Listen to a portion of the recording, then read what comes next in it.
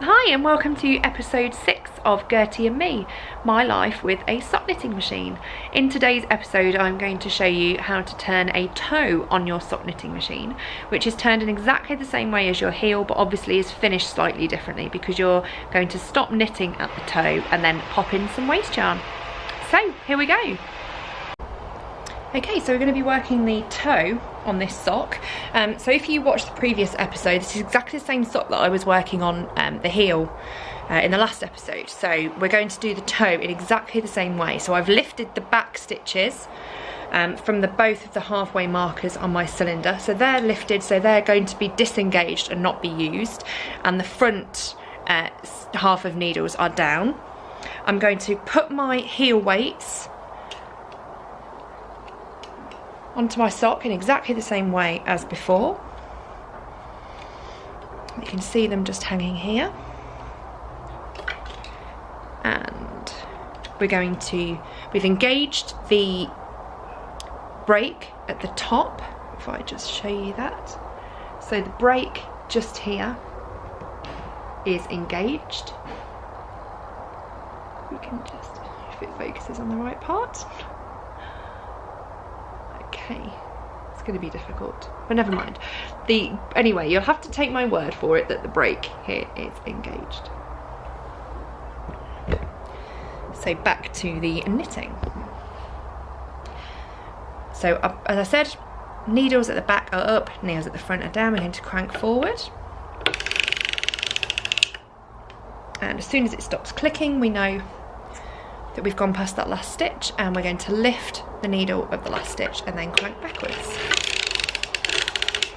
And again on this side, we're going to lift that next needle and back. And we're going to carry on going back and forth, exactly as the same way as we did for our heel.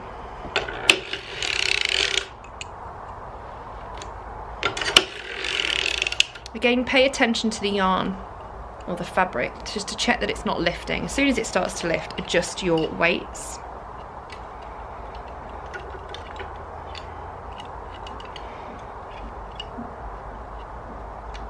Okay, so we've adjusted the weights.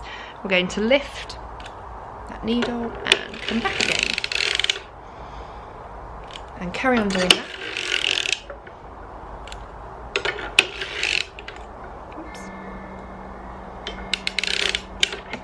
So I'm going to carry on doing this until I just have 10 needles still in the down position.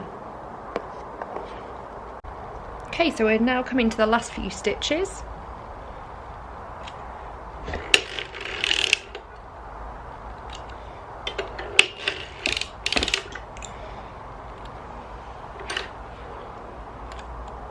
Okay, so now we've got 10 stitches in the gap just here. So if I can just move this around, so you can see just here I've got 10 stitches in between the needles that are in the up position. So what I'm going to do now is start increasing the stitches to create the other half of the toe. So we're going to move back across those 10 stitches, and exactly the same way as we did for the heel, we're going to push these first 2 stitches down. And we're going to lift the yarn from the front to the back of those stitches, ensuring the latch hooks are open, and then we're going to knit back across those now 12 stitches. Now, I'm obviously not happy this has happened, but I am in a way. I've actually dropped a stitch just there, so if I can zoom in without losing focus. So you can see this last stitch just here, I've just dropped that stitch. So what I'm going to do is just lift the weights slightly with my knees, so there's no tension left on the yarn. I'm going to lift those stitches, drop stitches back up onto the needle, and I've now got 2 stitches on that needle there. You can see it perfectly clearly, but there's 2 stitches, so I'm going to lift the bottom stitch up and over that top stitch, and that reknits that stitch. So that stitch is now back on. So we're back to the other side in exactly the same way. I've pushed down the next 2 needles and the yarn is going from the front over to the back of those 2 stitches, and then I'm going to knit back across. There's now 14 stitches just there. So now we've done those first 2, we're going to go back to just pushing down 1 needle. So we're going to push down that 1 needle there and yarn from the front to the back. Latch hook is open, and then we're going to knit back across. So this will be stitch 15. And the same on this side. Needle down, yarn around the back, and that is now 16 stitches. So we're going to carry on back and forth, adjusting our weights as is needed until we have 1 needle remaining in front of that halfway mark on either side of our cylinder. Okay, so I'm now to 1 needle before that halfway mark, and you can see that halfway mark by the black bit on my cylinder. So we're going to push that needle down as we have before.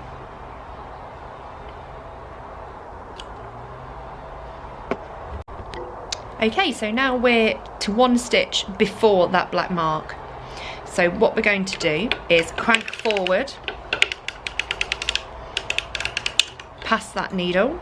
We're going to push that needle down in the same way as we did before, but when we lift the yarn over, we're not just putting it behind this needle here, we're putting it behind the first needle of the back set of stitches. So it's now behind the 2 needles, not just the 1. And then we're going to crank back around like we have been doing. Okay, and then we're going to do the same on the other side. Okay, so we've cranked back around, so we're going to push down that first needle. We're going to lift the yarn from the front of that needle to the back. So now you can see that the yarn's back behind that last needle of the front stitches and the first of the back, and then we're going to crank back around. Okay, and we only have to crank halfway because now we've finished our toe stitches. So if I just zoom out, and we're going to push back all of these needles into the cylinder because we need them all to be engaged. And as before, the most important part is to check that all of the latch hooks on those back needles are open. Okay, if I just move this back so that you can see, and then we're going to disengage the brake in the same way as before.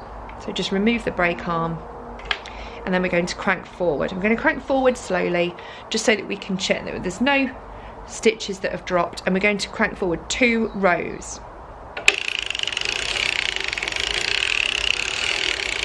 Okay, so that's 2, and I've stopped with the yarn carrier in front of me, and I'm going to snip this working yarn, and this is the point where you pop some more waste yarn in if you want to carry on, or even if you don't want to carry on. I'd always recommend putting a good few rows of waste yarn in after you've finished your toe. So we'll thread the machine in exactly the same way as we did. Get my double-ended hook. We're just pulling some waste yarn through those 2 apertures, and we'll crank forward maybe 8 rows.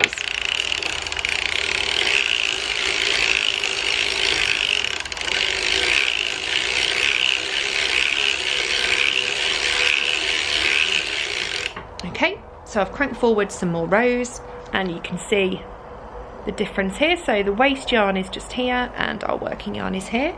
So what I tend to do, instead of breaking at the end of every sock and resetting up with the cast on bonnet, I would just snip that waste yarn and I would start making sock number 2.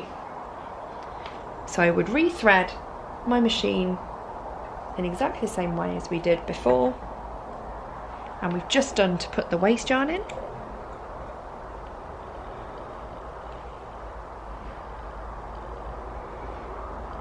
So the waste yarn is back through the apertures. I'm going to put my row counter back to 0 and start cranking 30 rows for my hanged hem.